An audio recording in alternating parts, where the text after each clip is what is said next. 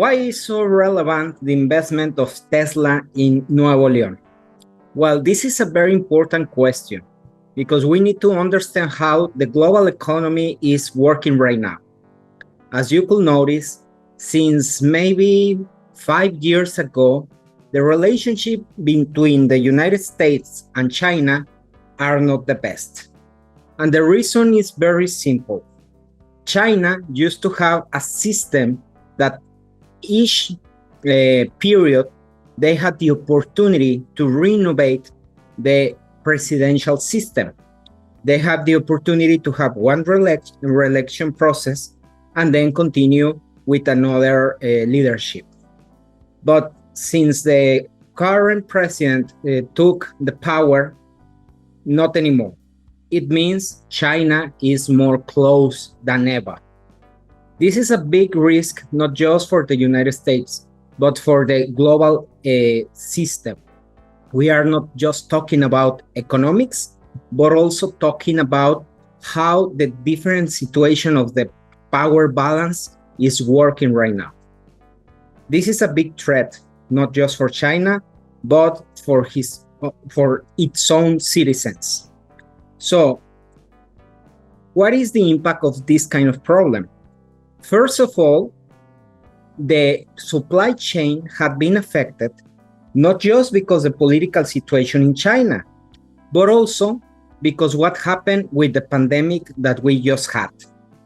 This pandemic were around 3 years that we were not 100% functional as global trade economy system, and affects not just the supply chain system that we used to have, but also the entire relationships about trading and other specific aspects in the economical landscape. This situation, sooner or later, gave the opportunity or the awareness to the companies to move the supply chain that they used to have, more regional and less global. This is a shame, but it's a fact. So, because of this specific reason, the biggest economies, as the United States, needed to see how to have a closer gap between the producers and the consumers. As you could imagine, investing in the United States is not the easy way to grow a business when we are talking about global operations.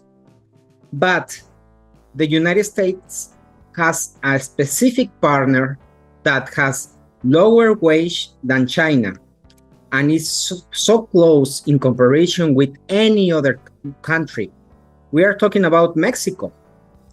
Mexico not just has more than 2,000 kilometers of border between the country and the United States, but also it has the power and the workforce to fulfill the needs of the United States.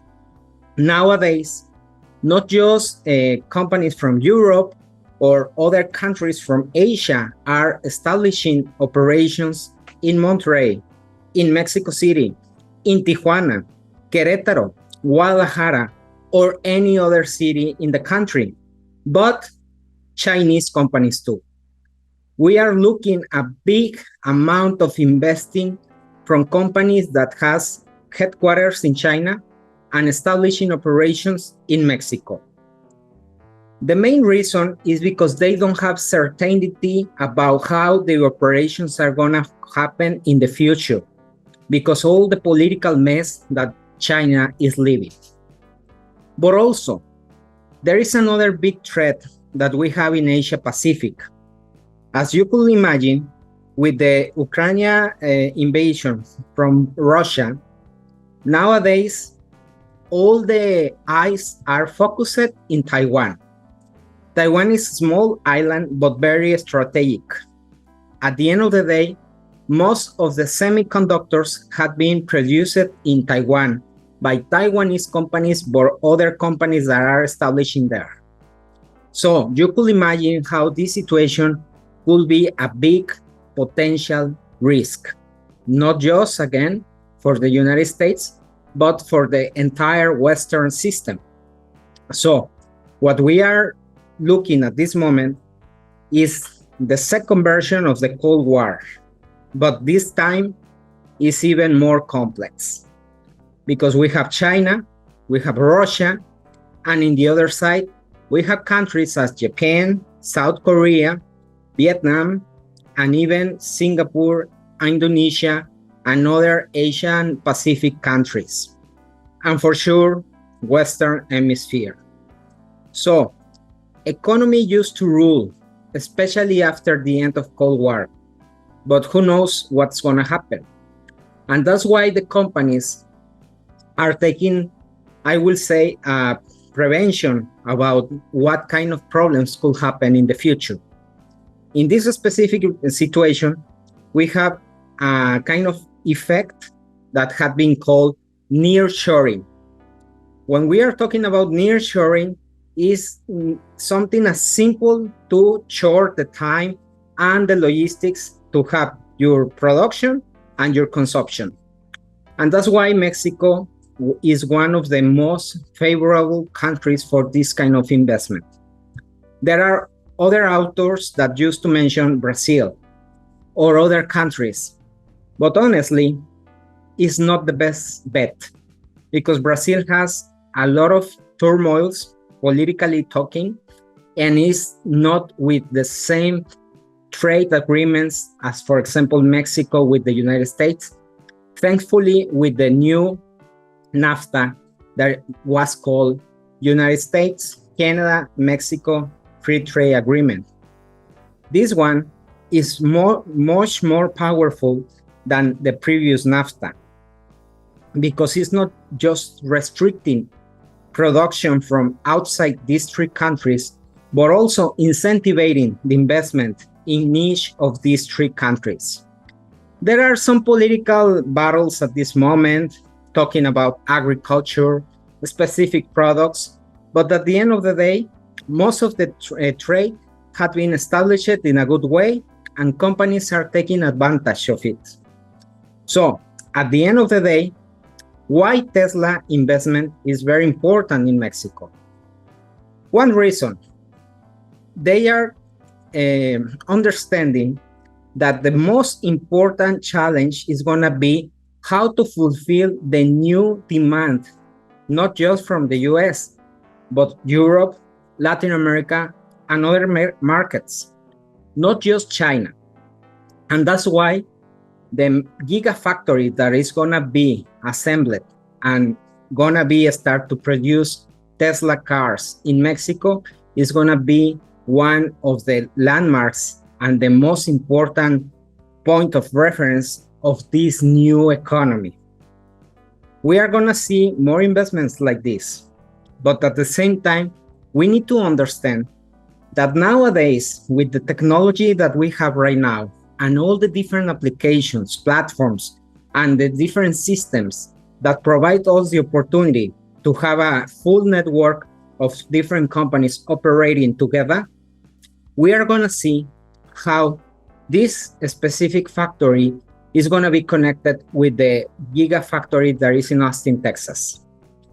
And not just that, because we need to understand that there are many other points of reference between these two gigafactories. I'm talking about vendors. Most of them are established in Monterrey, the city that we are going to have the Tesla gigafactory. And at the same time, we are going to see more trade between Nuevo León, the state that is going to be this factory. Monterrey is the capital of Nuevo León, and Texas by itself, specifically Austin, but also the Rio Grande Valley, when Tesla also has a lot of investments as a lithium factory in Corpus Christi, and the spaceport in Boca Chica, Brownsville in Texas. So that's why it's important. We are going to see more connection between the northern states of Mexico and the southern states of the United States. Let's see how the economy is going to work in the next years. We don't know, but we could anticipate that is a big challenge that we need to take advantage. Because at the end of the day, sooner or later, we will see a change. We don't know if positive or negative, but we are going to see a change in China, in Russia, and other big countries. At the same time, the smaller countries will have an important role with a specific dedication of capabilities to specific industries, new renewable energies, but also other kind of productions. So let's see. Nearshoring for sure is a big and a new term, but at the same time is something that have been happen all the time in the humankind. The only difference right now is that this nearshoring is after globalization 1.0. Maybe in the future we will see globalization 2.0, but at this moment, regional strength is the most important value for any company that wants to grow their presence in a specific region. So, thanks for watching this video. Subscribe to the channel, and please, if you have any comment, write in this specific video, and we will be more than happy to read about it. Have a good day. Bye-bye.